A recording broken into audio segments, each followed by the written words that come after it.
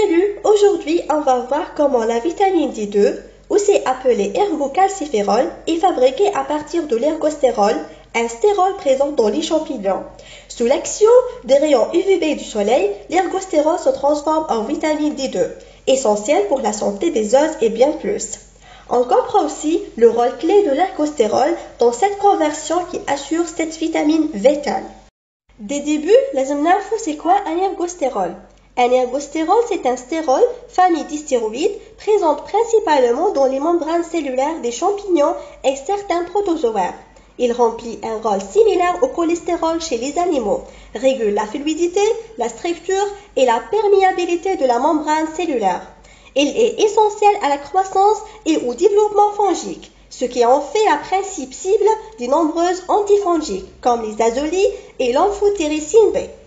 Sous l'effet des rayons UVB du soleil, l'ergostérol se transforme en vitamine D2, ergocalciférol, expliquant pourquoi certains champignons sont une bonne source de cette vitamine. Sa structure chimique spécifique présente de doubles liaisons conjuguées dans l'anneau B, lui donne aussi des propriétés antioxydantes.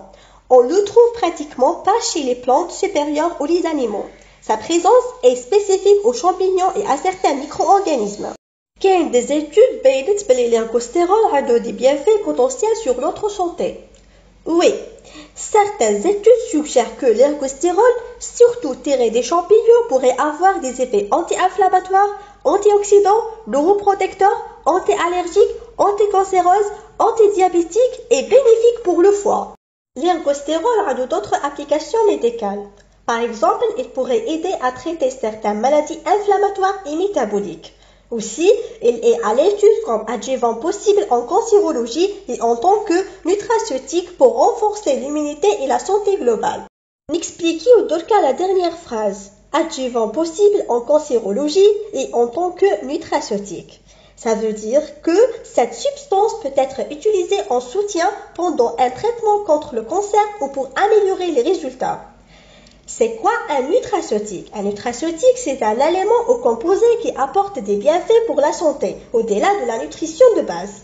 En gros, c'est un coup de pouce santé, souvent naturel pour le corps pendant ou après la maladie. L'ergostérol fait la principale cible de nombreuses antifongiques, comme les azoles et l'amphotéricine B. Maintenant, comment agissent ces deux médicaments antifongiques sur la cellule du champignon? L'amphotéricine B se lie directement à l'ergostérol de la membrane fongique, créant des pores qui la détruisent et tuent la cellule du champignon. Alors, les azoles, comme le fluconazole ou l'intraconazole, bloquent la synthèse de l'ergostérol en inhibant une enzyme clé, rendant la membrane instable et provoquant ainsi la mort cellulaire. On prend comme exemple de médicaments antifongiques les azoles. Les azoles, c'est une grande famille de médicaments antifongiques utilisés pour traiter les infections à champignons. Ils agissent en bloquant la production d'ergostérol. On trouve deux grands groupes d'azoles, imidazole et triazole. L'imidazole fiha miconazole, kétonazole pour les infections superficielles, fluconazole, intraconazole, voriconazole, etc. pour les infections les plus profondes. Parmi les azoles les plus courants, on a le fluconazole et l'intraconazole. Le fluconazole utilisé pour candidose buccale, vaginale, œsophagienne et prévention des infections chez immunodéprimés. L'intraconazole utilisé pour les mycoses profondes, aspergillose invasive, candidose systématique. Comme tous les médicaments, les deux antifongiques ont des effets indésirables. Parmi les effets indésirables possibles, nous trouvons le fluconazole, maux de tête, nausées, troubles digestifs, éruptions cutanées. Alors, l'intraconazole aussi a des effets indésirables, qui ont par exemple troubles digestifs, fatigue, odème et parfois troubles hépatiques. Ne vous inquiétez pas, cette action antifongique cible les champignons, car l'ergostérol est absent chez l'homme, ce qui limite les effets secondaires sur nos propres cellules. Aussi, les antifongiques azolés qui bloquent l'ergostérol peuvent provoquer des interactions avec de nombreux médicaments, parce qu'elles affectent des enzymes du foie impliquées dans leur métabolisme. Durka, نحب نعرفوا واش هما les champignons les plus riches en ergostérol pour mieux profiter. Les champignons les plus riches en ergostérol sont Shiitake, Lanthanus et d'autres. pleurote, métaque, reishi et champignons de Paris. Maintenant, passons désormais à la présentation de la synthèse de l'ergocalciférol. قبل ما نحكيو على la synthèse de la vitamine D2, لازم نعرفوا بلي la structure d'un ergostérol est très proche du cholestérol.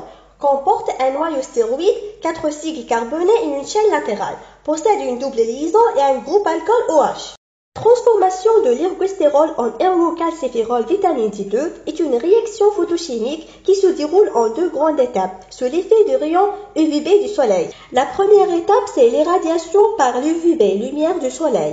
Dans cette étape, l'ergostérol capte l'énergie des rayons UVB, 290-315 nanomètres, qui casse la liaison entre le carbone 9 et 10. Ça ouvre la structure stéroïde, formant un précurseur instable appelé prévitamine D2.